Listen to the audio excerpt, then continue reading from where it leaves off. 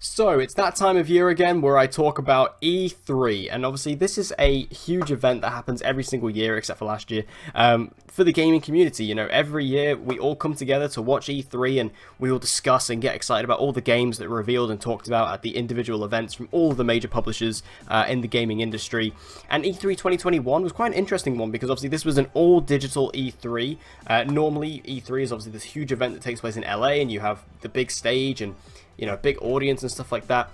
In this particular case, given the fact of the pandemic and things like that, obviously the live event couldn't necessarily take place. So instead, what all the other companies decided to do was, instead of doing one big day where everything takes place on the same day, everyone would kind of do their own live streams on different days and kind of make E3 a bit more of a longer event, which I think was really, really cool.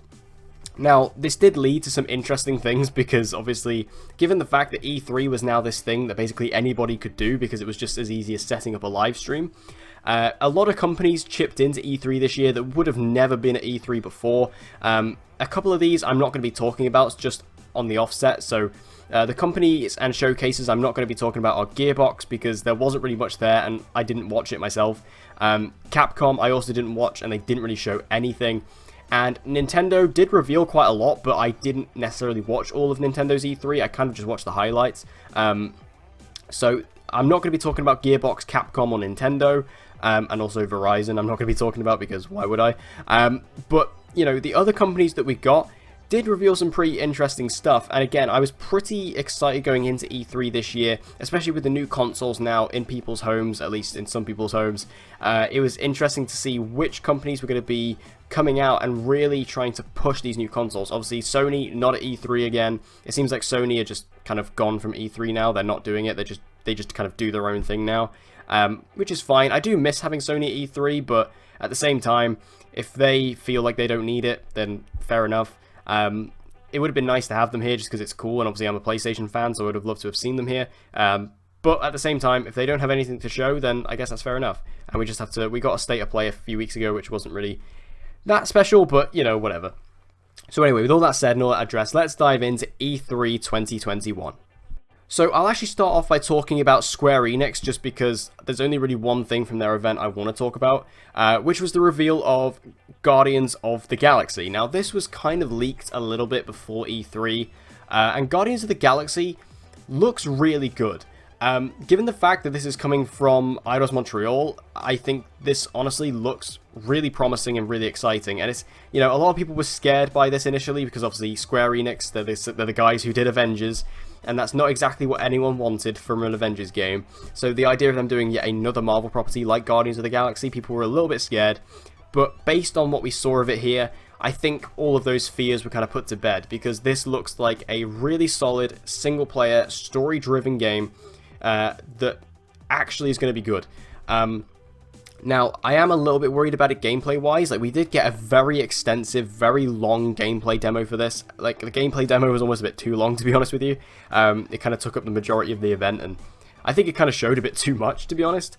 But it did look really promising, and even though the gameplay looked a little bit RPG-esque for my liking, it still looked really fun and really exciting. And what I liked about it is that I was kind of worried that, kind of like Avengers, they were going to allow you to play as like any character, and even though you kind of want that in a game like this, I really like the fact that they've said outright that you play as Star-Lord and that's it, because again, it makes the game feel like it's going to be more linear and more story-driven than something like Avengers. It's going to be like, no, this is the character you play as, this is the story we're going to tell. There are little choices that we get, like you can see in the gameplay demo, there's that scene where you kind of decide whether to throw Rocket over the thing or not, over the gap or not, and then that kind of makes him either really angry with you or not. So there are going to be like choices like that, which I think are interesting, and I think that's cool. But the game is still looking to be fairly linear. It's telling one story with one set of characters, and that's it. And I'm totally on board with that.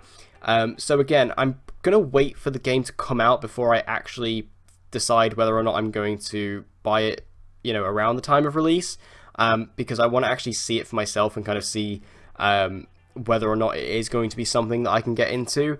But if it is, I mean, based on what I've seen from here, I'm pretty excited about it. It looks good, it looks fun, and again, it looks like an improvement over what Avengers was.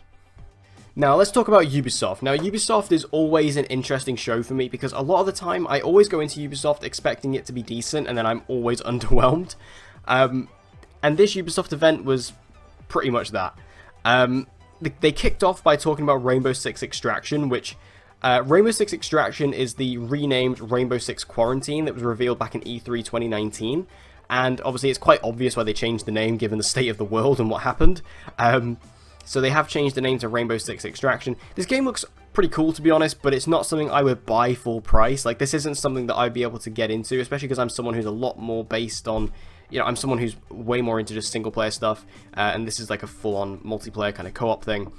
It looks cool, it looks interesting. If I had a squad of players to actually play it with, I'd be pretty more interested. And if it had a single player campaign, I'd also be way more interested in it. But as it stands, it looks fun, it looks good. It's just not something I can see myself particularly playing, especially not around release. And, you know, I was pretty interested when they announced Rainbow Six Quarantine back in 2019. I thought it sounded pretty interesting. And now we have the reveal here of Rainbow Six Extraction. It looks good, it just doesn't look like something that's going to really get me to buy it, you know, as soon as it comes out, or maybe even ever at all. Now, the highlight of the Ubisoft show was absolutely Just Dance 2022, and that may sound like a joke, but it's genuinely not, because they had Todrick Hall, for some reason, come out and as part of this event. And Todrick Hall is someone who's kind of like this, almost like an in-joke between me and my best friend, even though my best friend genuinely, like, loves him. It was just this thing, we were both watching the Ubisoft event, and then Todrick just showed up, and we kind of lost it. And it was just this really strange moment. Now, obviously, Just Dance always shows up at Ubisoft conferences. It's always a, you know, guaranteed thing. But it was honestly kind of cool to see Todrick Hall there and to actually show that he's got, like, a dance routine that he's made especially for the game. I think that's pretty cool. You know, I actually own Just Dance 2021 on the Switch. It's great. You know, the Just Dance games are always solid. And this honestly reminded me of E3 2012 when the Microsoft conference had Usher come out and do that incredible dance routine for Dance Central 3. Like, that was honestly an incredible moment for me, because I love Dance Central, I love Usher, so I was, like, super excited about that. And this honestly kind of had a similar vibe. So, honestly, Todrick coming out at E3 for the Ubisoft conference, it was a surprise, but a welcome one. Now, Far Cry 6 made an appearance here, which was super cool, because I love the Far Cry series, and I'm super excited about Far Cry 6. I have this game pre-ordered for PS5, I'm super excited for it to come out and play it in October. I also very recently actually replayed all of the Far Cry games in the lead up to this, in the lead up to Far Cry 6, and it's just really got me to fall in love with the Far Cry series again, even though I didn't love every single game. You know, I didn't love Primal, I didn't love 5. It still was a really cool experience to just go and play them all sort of back to back. Now, in this main, we do get a little bit of a trailer for it, which the trailer didn't really show us anything particularly new or exciting. It was just a little bit more of Anton Castillo, played by Giancarlo Esposito, just showing him as like a threatening villain, which again, we kind of saw that in the first reveal for Far Cry 6. But what was the real shock was we actually got the announcement of the Season Pass, and you actually, in the Season Pass, are going to be able to play as the villains of Far Cry Past. People like Vaz, Pagan Min, and Joseph Seed are all going to be playable in the Season Pass. Now, it's not entirely sure in what context you're going to be able to play as these characters. Are they going to be like exclusive missions? Are they like character skins? It's not made entirely clear as to what these kind of villain missions are going to be. But it's super cool, given the fact that the villains are kind of the stars of the Far Cry series. You know, that kind of started with Far Cry 3 with Vaz. It's cool that they're actually going to allow you to actually play as the villains in some capacity. So I'm super excited to see what that's going to be. Especially when, you know, I think that the villains are kind of the highlight of the series, to kind of play as them in some capacity. Definitely something I'm interested to see. And they also revealed that Far Cry Blood Dragon is also going to be a part of this, which I'm not that enthused about, because I've actually played Blood Dragon a little bit recently through backwards compatibility on my Xbox, and to be honest, I don't really get it. I don't really get the love or the hype for it. I honestly think it's worse than like Primal and Far Cry 5. It's just, for me, it just didn't do it for me. It might just be because it's a bit old and outdated, but at the same time, so is Far Cry 3. Like, Far Cry 3 came out before that, and I was totally fine with that. Like, Far Cry 3 is currently my favorite of the series. So I don't know. Maybe if I do get the season pass, I'll dive into this new version of Blood Dragon. If it's remastered, that'd be pretty cool. But as of right now, like when they announced, oh, it's Blood Dragon coming back, I was like, oh, okay, whatever. But either way, I'm still super excited about Far Cry 6. As I said, it's one of my most anticipated games of the year. I'm a huge fan of the series, and I've got the game pre-ordered. I'm super excited to play it when it comes out. Now, a reveal that was leaked literally the day before this conference, unfortunately, was Mario and Rabbids Sparks of Hope. I couldn't remember the title then off the top of my head. Now, this is obviously a sequel to Mario and Rabbids Kingdom Battle that released on Switch back in, I think, 2018 or 2017. I think it was 2018. It might have been 2017. Maybe it was 2019, who knows. But this game came out, and it was a surprising success. People thought it was going to be this strange kind of crossover that no one really asked for. But the game ended up being really cool, really fun, and really popular. I never played it myself. It's not really something I would play, because it's not really my thing. Even though I'm a Mario fan, and I did enjoy a couple of Rabbids games when I was younger, the kind of strategic RPG kind of game this isn't really my thing at all. But it's cool that it actually got a sequel, because I know that this game, as I said, it was very popular. It was a surprise hit, and the fact that the fans of it are actually going to get to play more of it and get a new sequel, I'm always down to see that for other people, even if it's not for myself. So really cool to get this announcement here. Unfortunately, it was leaked, but still a cool reveal nonetheless. And Ubisoft ended the event with our first official reveal of the Avatar game from the Ubisoft team behind The Division. Now, this is weird and interesting because obviously this game, we've kind of known about it for a long time. It's kind of been in development for a while. As I said, this is from the developers of The Division and also The Division 2. And it's all developed under the Snowdrop engine, which was the same engine that was developed for The Division. And we got a CGI trailer, no gameplay. So it's kind of hard to judge what kind of game this is going to be. I've heard it's going to be first person, which really shocked me. I thought it was going to be first. I thought it was going to be third. But it is going to be first person, which really surprised me. But Avatar, like, it's a really interesting world. So if it's going to be like an open world Ubisoft game set on Pandora, that's pretty cool. I just don't know how different it's going to be from like other Ubisoft games. Like, is it going to be different from the likes of Far Cry? Like, if it's going to be first person like Far Cry, is it really going to be that much different? Or, you know, like Assassin's Creed? I don't know. It's just one of them things, or even like Watch Dogs. I just don't know. And Avatar, I think that the perception of how popular Avatar is just completely off. Like, the fact that they're making 5 Avatar movies is just kind of ridiculous to me. Like, I know it was literally the biggest movie of all time for years. I think it actually is the biggest movie of in the world again now, because I think it overtook Endgame again, because they re-released it in China or something. It's like, it was such a lightning in a bottle kind of movie where that came out at just the right time, and it was like a movie we hadn't really seen before. But since then, you know, movies look like that a lot now. So I don't think the drive or love or interest for Avatar is there in the same way it was back in 2009 when it first came out. So them making a game of it, as well as the movies, I just don't know if the interest is there. And based on the reaction to this trailer, like, when it came out, like when we came away from the Ubisoft event, the things people were talking about the most were not the Avatar reveal. I saw more people talking about Mario and Rabbids 2 than I did Avatar. And I don't think, given the fact that this is how they ended the event, that's what they wanted people to come away with it. So, I don't know. The Avatar game, it could be really cool. It could be really fun, but I just don't know how interesting it's really going to be. And given the fact that the kind of interest in Avatar in general isn't where it was back in 2009, I just don't know if this game is going to be as successful for Ubisoft as they think it's going to be. Now, finally, I'm going to talk about Xbox and Microsoft, and also Bethesda, because obviously Bethesda came in this year, obviously being purchased by Microsoft. I think it was last year they were bought by Microsoft. They kind of combined their powers to make one event.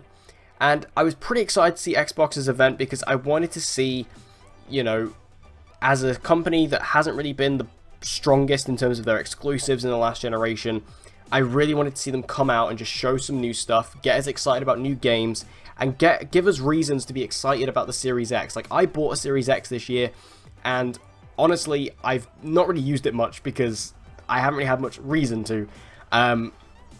So I really wanted them to justify to me why I should own a Series X and to get me excited about it.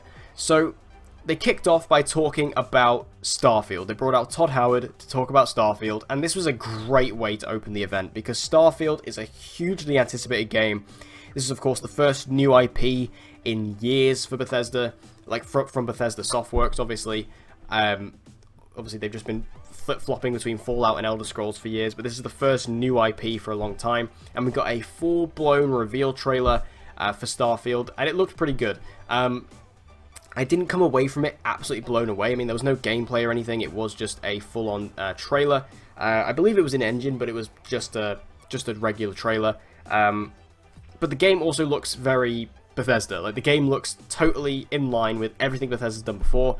I am a little bit worried that this game is kind of being hyped up to be super revolutionary, and in the end, it's just going to be a bit samey.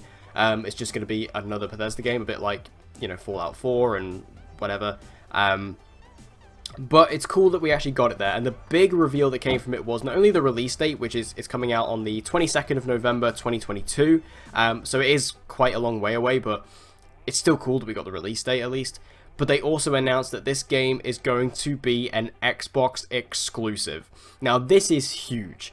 As I just said, Microsoft needed to justify why you should own a Series X. And this is big. Now, even though this doesn't really do much for me personally, as I'm not the biggest lover of Bethesda games, I really like Skyrim, but everything else I haven't really loved. It's still incredible news that they have gotten a huge Bethesda IP as an exclusive for their system.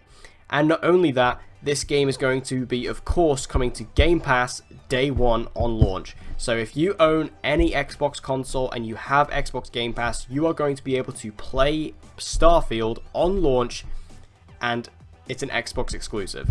That's huge. There were some rumors that Starfield was going to be an Xbox exclusive. I personally didn't think it was going to be, just because I thought this is a huge thing. You know, this is the next big Bethesda IP. It's been in the works for a few years already, so surely they were probably developing it for PlayStation at this point already, and also other platforms, you know, but especially mainly PlayStation. I didn't think it was going to happen, and also given the fact that Bethesda is owned by Microsoft, if they were to release it on PlayStation, like, Microsoft would still make profits off PlayStation anyway. But they just came out and said, hey, it's an exclusive, which I give them all the credit in the world for. Because again, if they would have released this on PlayStation as well, they would still make profit off of it. But the fact that they said, no, you know what, we're going to make this an exclusive, we're going to show people that there is a reason to own a Series X, you should buy one because you can play Starfield, that's just really ballsy and really cool. And even though obviously you will be able to play Starfield on like the original Xbox One, you don't need a Series X for it, you know what I'm trying to say. You know, they came out swinging with this and said, you know what, here's Bethesda's new IP, here's a trailer, here's a release date, guess what, it's an exclusive, and guess what, you can play it day one on Game Pass. Really cool news, really great excitement, and again, even though I'm not the biggest lover of Bethesda games, you know, I do enjoy them here and there, and I really enjoy Skyrim, but I haven't really properly delved into one in a while. The fact that Starfield just came out like this and gave us an exclusive, I think that's incredible. Now, sticking with exclusives, they also revealed a brand new exclusive currently in the works for the Xbox, and that was Contraband. This is actually being developed from Avalanche Studios, who are the guys behind the Just Cause series.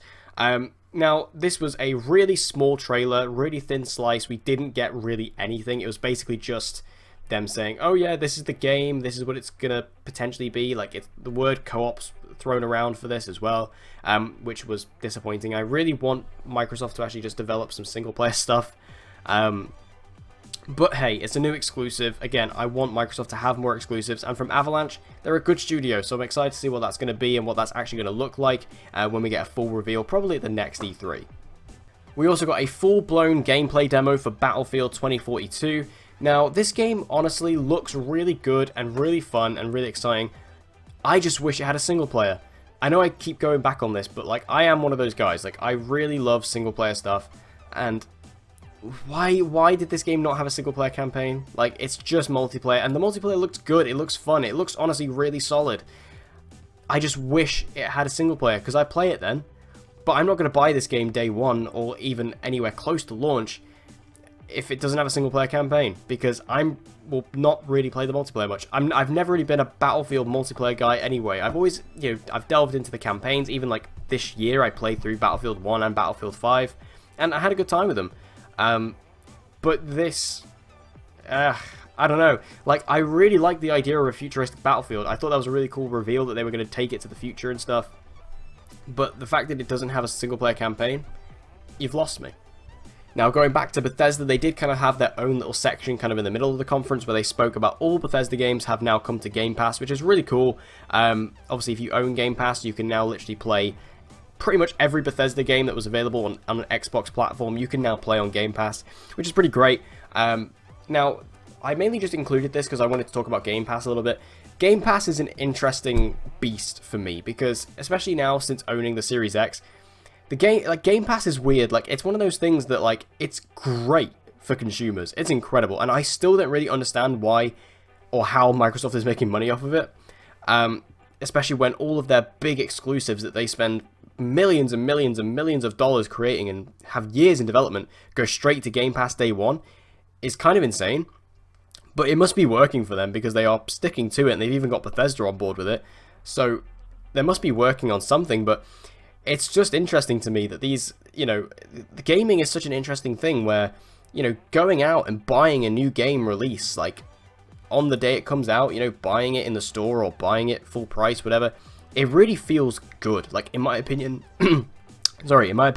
that's a really cool feeling moment, is when you go to a store and buy a new game and pick it up.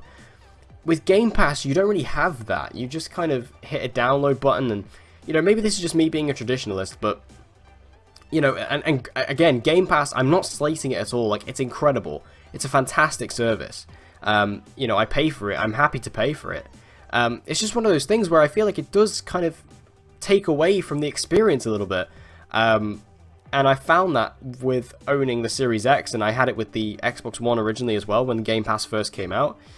Like, it's great, and you can play all these games, but also at the same time, it kind of takes away from it a little bit, because it's just like, oh, I can just go onto a menu and download this game for free, and, well, not for free, but, it's included within my subscription. It doesn't really have the same excitement as, like, going out to the store and, perhaps finding a good deal on a game. You go out there and you especially from the UK or something, you go to Game or you go to CEX and you find a game you've been looking for a long time and it's there for a good price and you buy it. Like, that to me is a cool experience. That's a part of being, like, a gamer. So this kind of doesn't feel the same as that. And again, I know this is kind of me being a bit more traditional, and this is just the world moving in the more digital age, which is obviously the way the world's going to go, obviously. And again, I'm not slating Game Pass. It's fantastic. It's a great service. And I think it's amazing for consumers. It's just like I say, for me personally, like, the idea of all the Bethesda games going to Game Pass, it's great, but also at the same time, if there was any Bethesda games I wanted to pick up, it kind of just feels like it's almost cheapened in a way. So like I say, this isn't really me talking about this particular part of the event in general. I just kind of wanted to talk about Game Pass a little bit. But it's still super cool that all Bethesda games are coming to Game Pass, or at least they're all on Game Pass now. So if there are any you've missed out on, you can go back and download them and play them, and that's great news. Now, we got a little look at Halo Infinite here, especially the multiplayer. Now, Halo Infinite looks really cool to me. It looks really fun. I'm currently looking at going back to playing all the Halo games. I've played through most of Halo 1 at this point, and to be honest, I've not loved Halo 1. I think it's well, actually, I think it's very outdated and kind of boring. But I'm still interested to play the rest of the Halo series, because Halo Infinite also looks really cool to me. I wasn't particularly underwhelmed by that initial reveal. I kind of thought it looked pretty fun. And this multiplayer, I probably won't play much of Halo multiplayer, to be honest. It's not really something I want to play multiplayer in. The only thing I really play multiplayer is Call of Duty, really. But still, it's cool for the people who enjoy it, and obviously I know Halo does have a very dedicated fan base, so it's cool to see that. The only thing that surprised me about the Halo Infinite showcase was we still didn't get a release date. Obviously, the game was supposed to come out at the launch of the Series X back in November, and it still has got no release date, which I thought was interesting. I still think the game is going to come out this year, to be honest. I think the game is going to come out in 2021, holiday 2021. I'm just not sure exactly when. Probably somewhere maybe October or maybe December, only because there is another big exclusive coming out in November. But I still am excited about Halo Infinite. It's cool to see it here, and again, just waiting on that release date. Now, we got another look at Far Cry 6 at the Microsoft event, and this was a bit more of a gameplay trailer. And again, I'm so on board with this. It looks great. I'm so excited. I mean, I know a lot of people aren't really going to care about Far Cry 6. A lot of people are kind of done with the Far Cry series at this point because it's kind of just... It's kind of done what Assassin's Creed did, where it just kind of span its wheels a bit too long. I mean, Assassin's Creed is still going, obviously. And Far Cry, I think, is kind of doing that a bit for some people. But for me personally, I don't really mind it. And I am, again, just super excited about Far Cry 6. I'm not going to talk any more about it. I already spoke about it in the Ubisoft section, but still, looks great. I've pre-ordered it. I'm excited about it. Let's go. Now, one of the best trailers we got was the trailer for The Outer Worlds 2. This was a really cool trailer that was completely fake and completely out of left field. And it was basically a trailer that pokes fun at early reveal trailers where, you know, a game is revealed so early on that they just can't show anything, and anything they do show is not representative of the final game whatsoever. And obviously The Outer Worlds literally came out in 2019. And on top of that, the guys behind it have been working on Grounded, so they literally have not worked on The Outer Worlds 2 barely at all at this point. And that's kind of what this trailer was showing. This is literally just an announcement saying, hey, The Outer Worlds 2, it's happening. It's not really in development yet, but hey, here's a trailer for it, and we'll poke fun at it. So it was a really cool idea for a trailer. I really enjoyed it. I thought it was very tongue-in-cheek, very funny. And again, it's just kind of cool to have The Outer Worlds 2 announced, because I know that game did quite well. A lot of people enjoyed it. I played a little bit of it myself. I played it on Game Pass, and it was decent. I thought it was really cool. So I'm excited to see this game revealed for the people who enjoyed that first game.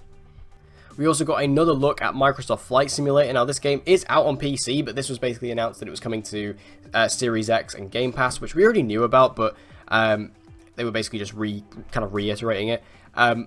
I love the idea of Microsoft Flight Simulator. Like, this honestly seems so cool. Like, the idea is this super detailed, incredible looking game where you can just fly around any part of the world. That is amazing. Like, that is so cool to me. And the fact I'm going to be able to play this on Xbox Series X, I'm so down for. The only thing I'm worried about is that obviously this is a flight simulator. Like, this isn't a game where you can just fly around. Like, you have to actually basically learn how to fly a plane in order to play the game. However, I have heard, because I was listening to Podcast Unlocked, which is the IGN Xbox podcast a few weeks ago, and on that episode, they were talking about this game, and they were saying that apparently there is actually an option in the game where you can just fly around freely, like not in simulation. You can basically just fly around. If you can do that, I will so be playing this game. And again, it's coming to Game Pass, so I won't have to pay for it. I can just play it. And this is the thing, like, I was talking about Game Pass earlier and almost ranting about it. This is when Game Pass is great. Like, if it's a game I'm not entirely sure, or if it's a game that I don't really feel confident in paying for, or want to pay full price, that's great. Like, I can just download this game and play it as part of my subscription. Like, that's when Game Pass is fantastic. And for me, if I can literally just fly around the world freely without worrying about the simulation side of it, I could really enjoy this as just a really relaxing and really fun game just to stick on sometimes as like a cool down. I am so down to play this if I can play it non-simulator. Now, Microsoft ended the conference with the announcement of Redfall, which is a new game coming not only from Bethesda, but from Arcane Studios, and this is yet another Xbox exclusive title. And such a cool reveal. Like, this game, even though, again, it's not single player, it is a 4-player kind of co-op vampire hunter game, it looks really cool. Again, no gameplay, but a cool trailer nonetheless. I'm super down to see what this is and see how this is going to play. Obviously, this is coming from Arcane, the guys behind Dishonored. And this is interesting because obviously Arcane are currently building up to the launch of Deathloop, which is their next game, which is a PlayStation launch exclusive. And then their next game is going to be an Xbox exclusive. It's kind of an interesting trajectory. But Redfall, it was a cool announcement to end on because, again, it shows that Bethesda is really a part of Microsoft now. And this is another new Bethesda IP coming from Arcane, a well-regarded studio, and this game's going to be another exclusive for Xbox. Super cool. And given the fact that the Xbox, you know, their branding in terms of exclusives, you know, they are more multiplayer focused. You know, I always talk about and I complain about how, you know, Sony or how Microsoft don't have many single-player exclusive titles. To be fair to Microsoft, every time they've tried to make one of them, they've never exactly done well. You know, you look at like Rise Son of Rome, Sunset Overdrive, Quantum Break. They've never, you know, they've always looked good, like good games. And there are some I really want to play. I really want to play, like, I've always wanted to play Quantum Break, and Sunset Overdrive was really good. they've never done well. You know, they've never been the successful exclusives that Microsoft wanted to be, and they've never done as well as their consistent franchises like Halo and Gears of War. So in a way, I don't really blame Microsoft for always sticking to multiplayer stuff, because that is what their audience wants, apparently. So, you know, I can't really blame them, but at the same time, just for me personally, like, as someone who, you know, is a big fan of PlayStation and loves PlayStation exclusives, which are these big single-player games, I want to see more of that, because I think that is what would make Microsoft and Xbox a lot more of an exciting brand, and a lot more competitive with Sony. At the same time, you know, Microsoft's got to do what's going to make them the most money, and what's, you know, going to make their audience happiest, and I think a co-op vampire hunter game like this is going to be a lot more up their street than, you know, a single-player story-driven kind of game. And obviously that doesn't apply to absolutely everybody, but, you know, I'm just saying in general, based on the evidence, as I said, with games like Quantum Break and Sunset Overdrive, anytime Microsoft tries to do a single-player exclusive game for the Xbox, it's never as successful. So at the same time, I don't really blame them for focusing on games like this. And again, from a game coming from Arcane, like a well-regarded studio that people like, people love, I think this is a really cool game to end the conference on, and a really cool exclusive. However, one thing I haven't spoken about from the Microsoft conference yet was the thing that stole E3, and I wanted to leave this till last because this was my highlight of E3. The announcement of Forza Horizon 5. I am so excited for this, and honestly, this game completely took me by surprise, because all I wanted was Horizon 5. But I had accepted in myself and in my heart that Forza Horizon 5 wasn't going to happen, because in my mind, I saw no reason why it would happen. You know, Playground Games were bought by Microsoft back in 2019. They're now in development of the next Fable game. And then on top of that, you know, the next Forza Motorsport game is in development from Turn 10, and that was revealed at the last Microsoft showcase. So it made no sense to me why Horizon 5 would actually happen. I just thought there's no way. Like, why would they be developing this? If the next Forza game was already revealed and is already in development, and Playground are working on Fable, there's no room for Horizon 5. But by golly, Microsoft came out and took me by complete surprise and revealed Horizon 5. Developed by Playground, they are doing this game, and I am so excited about this.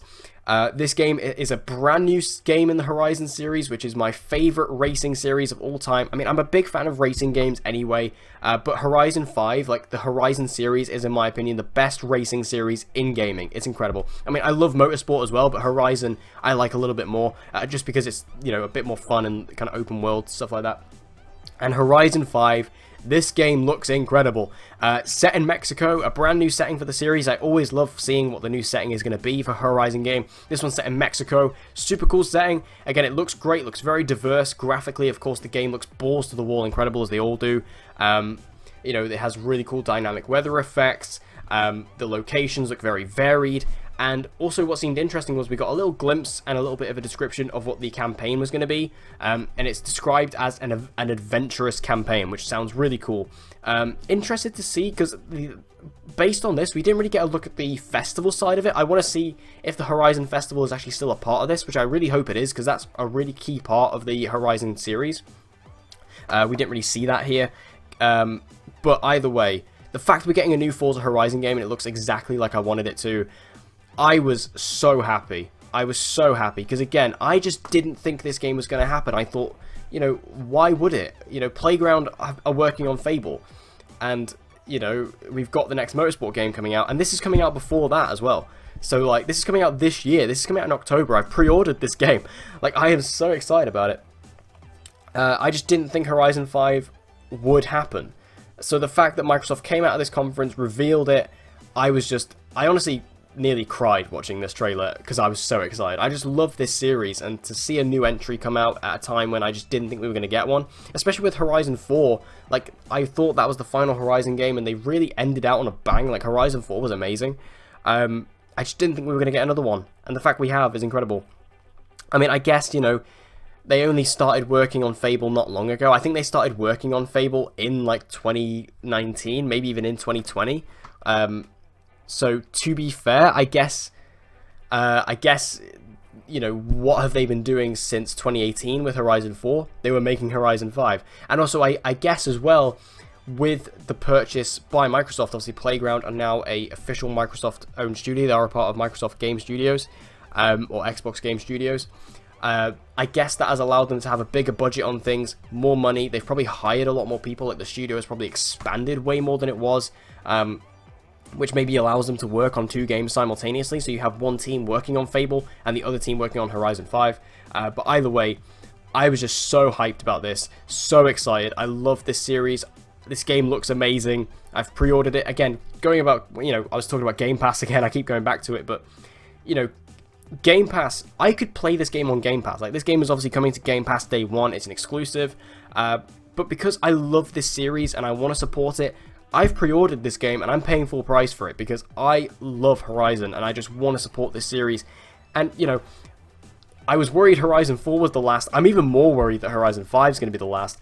But, you know, I'm hoping that if people go out and pay for this game, if we, you know, show the support for it, we might even get Horizon 6, which, you know, I don't want to jump the gun and get too excited talking about Horizon 6 before Horizon 5 has even come out. But, you know, just as a fan of this series, I want to support it, which is why I've pre-ordered it, and that's why I'm paying for it, because I want to pay for it. I want to, not only because I want the game in my physical Xbox collection as well, but also, you know, I want to support this series. And Horizon 5, it's just, honestly, it was the best part of E3 for me. It was the best reveal. I came away from the Microsoft conference so hyped and just so jazzed for this game. So yeah, Horizon 5 is my game of E3. So overall, the Microsoft conference was a really strong one for Xbox, in my opinion. While it wasn't like the best conference ever, and it wasn't exactly all hits, I still think there was a lot of really good announcements, like obviously Horizon 5, which I don't need to talk about anymore. All the Bethesda stuff like Starfield, Redfall, and also looks at other stuff as well, like Contraband and The Outer Worlds 2. Again, 2 new exclusives coming. Just a lot of really good stuff. And again, I think Microsoft, they still have a bit more work to do in regards to really building out their portfolio of games. Of course, there are other stuff we know about that are in the works, obviously, as well, like the Perfect Dark reboot coming from the Initiative. And there's also Forza Motorsport reboot as well coming from Turn 10. Obviously, there must be a new Gears of War game in the works from Coalition.